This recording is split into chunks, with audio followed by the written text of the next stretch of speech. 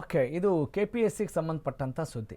ಇತ್ತೀಚೆಗೆ ಈ K P S ಸಿಯಲ್ಲಿ ನಡೆದಂಥ ಹಗರಣ, ಕೆ ಪಿ ಎಸ್ ಸಿ ಅಂತ ಹೇಳಿದ್ರೆ ಹಗರಣವ ಅನ್ನೋ ಥರದಲ್ಲಿ ಆಗ್ಬಿಟ್ಟಿದೆ ನಮಗೆ ಅಲ್ವಾ? ಯಾಕೆ ಹಂಗೆ? ಬನ್ನಿ ನೋಡೋಣ. ಸಿ ಐ ಡಿಗೆ ಕೆ ಪಿ ಎಸ್ ಸಿ ಹಗರಣಕ್ಕೆ ಸಂಬಂಧಪಟ್ಟ ಹಾಗೆ ಸರ್ಕಾರದ ಒಂದು ಮಹತ್ವದ ನಿರ್ಧಾರ ಹೊರಬೀಳ್ತಾ ಇದೆ. ಏನು ನೋಡ್ತಾ ಹೋಗೋಣ. ಸಿ ಐ ಡಿಗೆ ಕೆ ಪಿ ಎಸ್ ಸಿ ಹಗರಣ, ಸರ್ಕಾರದ ಮಹತ್ವದ ನಿರ್ಧಾರ. ಕೆ ಪಿ ಎಸ್ ಸಿ ಅಕ್ರಮ ಸಂಬಂಧ ಈವರೆಗೂ 3 ಕೇಸ್ಗಳಿದ್ದಾವೆ. 2 ಪ್ರಕರಣಗಳನ್ನು ಸಿ ಐ ಡಿಗೆ ವರ್ಗ ಮಾಡಲಾಗಿದೆ. 1 ಕೇಸ್ ಇನ್ನೂ ನ್ಯಾಯಾಲಯದಲ್ಲೇ ಇದೆ. ಪೊಲೀಸ್ ಆಯುಕ್ತ ಸಿಮಂತ್ ಕುಮಾರ್ ಸಿಂಗ್ ಈ ಬಗ್ಗೆ ಮಾಹಿತಿ ಕೊಟ್ಟಿದ್ದಾರೆ.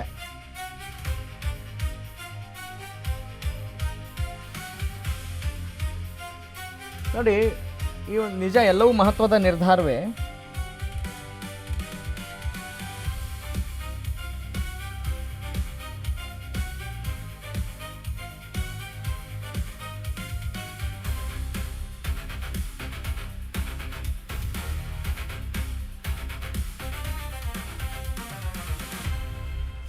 ವೆಲ್, ಐ ರಿಪೀಟ್, ಈ ಬಗ್ಗೆ ಪೊಲೀಸ್ ಆಯುಕ್ತರು ಸಿಮಂತ್ ಕುಮಾರ್ ಸಿಂಗ್ ಮಾಹಿತಿಯನ್ನು ಕೊಟ್ಟಿದ್ದಾರೆ.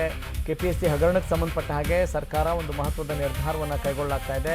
ಈಗಾಗಲೇ 3 ಕೇಸ್ಗಳಿದ್ದಾವೆ ರೀ, ಅದರಲ್ಲಿ 2 ಪ್ರಕರಣಗಳನ್ನು ಸಿ ಐ ಡಿಗೆ ವರ್ಗ ಮಾಡಲಾಗಿದೆ. ಓಕೆ, ಒಂದು, ನೀವು ನಿಯತ್ತಾಗಿ ನಡ್ಕೊಂಡ್ರೆ ಇವೆಲ್ಲ ಇರೋದೇ ಇಲ್ಲ. ಅಂದರೆ ಇಷ್ಟು ಸಮಯ ವ್ಯರ್ಥ ಆಗ್ತಿದೆಯಲ್ಲ, ಅವ್ರಿಗೆ ಗೊತ್ತಿಲ್ವಾ? ಕಾಮನ್ ಸೆನ್ಸ್ ಇಲ್ವಾ?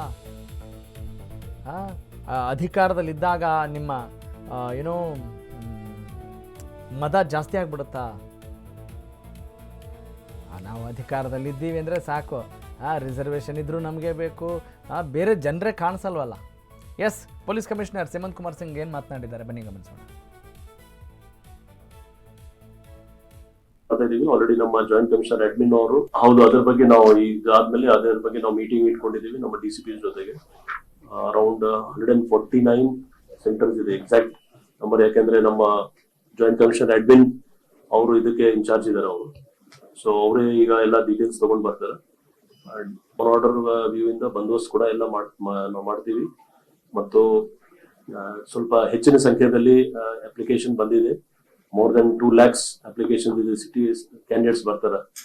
2,000 ಆಲ್ಮೋಸ್ಟ್ 2,200 ಹುದ್ದೆದು ಇದೆ. ಸೊ ಎಲ್ಲ ಡೀಟೇಲ್ಸ್ ನಾವು ಈಗ ಮೀಟಿಂಗ್ ಮಾಡ್ತಾ ಇದೀವಿ. ಆಲ್ರೆಡಿ ನಮ್ಮ ಜಾಯಿಂಟ್ ಕಮಿಷನರ್ ಅಡ್ಮಿನ್ ಅವರು ಡಿಜಿ ರಿಕ್ರೂಟ್ಮೆಂಟ್ ಆಫೀಸ್ ಜೊತೆಗೆ ಟಚ್ ಅಲ್ಲಿ ಇದ್ದಾರೆ. ಏನೇನ್ ನಿರ್ದೇಶನಾಲಯದಿಂದ ಬರ್ತಾ ಇದೆ ಆ ಪ್ರಕಾರ ಮಾಡ್ತೀವಿ. ಹೌದು, ಅದ್ರ ಬಗ್ಗೆ. Yes, K P S C ಅಕ್ರಮದ ಬಗ್ಗೆ ಸರ್ಕಾರದ ವಿರುದ್ಧ ಬಿಜೆಪಿಯನ್ನು ತಿರುಗಿ ಬಿದ್ದಿದೆ. ಆದರೆ ಈ ಹಗರಣವನ್ನು ಅಸ್ತ್ರವಾಗಿ ಬಳಸ್ಕೊಂಡಂಥ ಕಮಲ ಪಡೆ ಈಗ ಒಂದು ಹೋರಾಟವನ್ನು ಮಾಡ್ತಾ ಇದೆ. ಏನೀಗ ಹೋರಾಟ? ಆಂತರಿಕ ತನಿಖೆ ಬೇಡ ಅಂತ ಪಟ್ಟಿಡಿದಂಥ ಕೇಸರಿ ಕಲಿಗಳು ಸಿ ಬಿ ಐ ಅಥವಾ ನ್ಯಾಯಾಂಗ ತನಿಖೆಗೆ ಆಗ್ರಹಿಸಿದ್ರು ಬಿಜೆಪಿ ನಾಯಕರು. ಅದಕ್ಕೆ ಸಂಬಂಧಪಟ್ಟಂಥ ಸುದ್ದಿ ನೋಡ್ತಾ ಹೋಗೋಣ, ಬನ್ನಿ. ಎಸ್, ಐ ರಿಪೀಟ್, ಆಂತರಿಕ ತನಿಖೆ ಬೇಡ ಅಂತ ಕೇಸರಿ ಕಲಿಗಳು, ಭಾರತೀಯ ಜನತಾ ಪಕ್ಷದವರು ಪಟ್ಟಿಡಿದ್ರು. ಸಿ ಬಿ ಐ ಅಥವಾ ನ್ಯಾಯಾಂಗ ತನಿಖೆಗೆ ಆಗ್ರಹ ಮಾಡಿದ್ರು ಎಲ್ಲ ಬಿಜೆಪಿ ನಾಯಕರು. ತಪ್ಪಿತಸ್ಥರ ವಿರುದ್ಧ ಕಠಿಣ ಕ್ರಮ ಜರುಗಿಸೋಕೆ ಬಿಜೆಪಿ ಪಟ್ಟನ್ನು ಹಿಡಿದಿದೆ. ಓಕೆ, ರಾಜ್ಯ ಸರ್ಕಾರದ ನಡೆಯನ್ನು ಖಂಡಿಸಿ ಬಿಜೆಪಿ ಹೋರಾಟಕ್ಕೆ ಇಳೀತಾ? ಹೋರಾಟಕ್ಕೆ ಇಳಿಲೇಬೇಕು. ಈಗ ಎಕ್ಸಾಮ್ ಬೇರೆ ಹತ್ತಿರ ಬರ್ತಾ ಇದೆ, ಚುನಾವಣೆ ಬೇರೆ ಹತ್ತಿರ ಬರ್ತಾ ಇದೆ. ಜನಮನ್ನಣೆ ಗಳಿಸ್ಕೊಳ್ಬೇಕು. ವಿರೋಧ ಪಕ್ಷವಾಗಿ ಏನ್ರಿ ಕೆಲಸ ಮಾಡ್ತಾ ಇದ್ದೀರ ಅಂತ ಕೇಳಿದರೆ ಹೇಳೋಕೆ ಬೇಕಲ್ಲ, ಮಾಡ್ಕೊಳ್ಬೇಕು. ಮಾಡ್ತಿದ್ದಾರೆ, ಫೈನ್, ಅದನ್ನೇ ನಾನು ಟೀಕೆ ಮಾಡ್ತಾ ಇಲ್ಲ. ಆದರೆ ಎಲ್ಲ ಟೈಮಲ್ಲೂ ಕೂಡ ನೀವು ನ್ಯಾಯಯುತವಾಗಿ ಹೋರಾಟ ಮಾಡಿ ಅನ್ನೋದಷ್ಟೇ ನಮ್ಮ ಕಳಕಳಿ, ಕಾಳಜಿ. ನೋಡಿ, C B I, C I D ಏನೇ ಇರ್ಬೋದು, ಉನ್ನತ ಮಟ್ಟದ ತನಿಖೆ ಆಗಬೇಕು.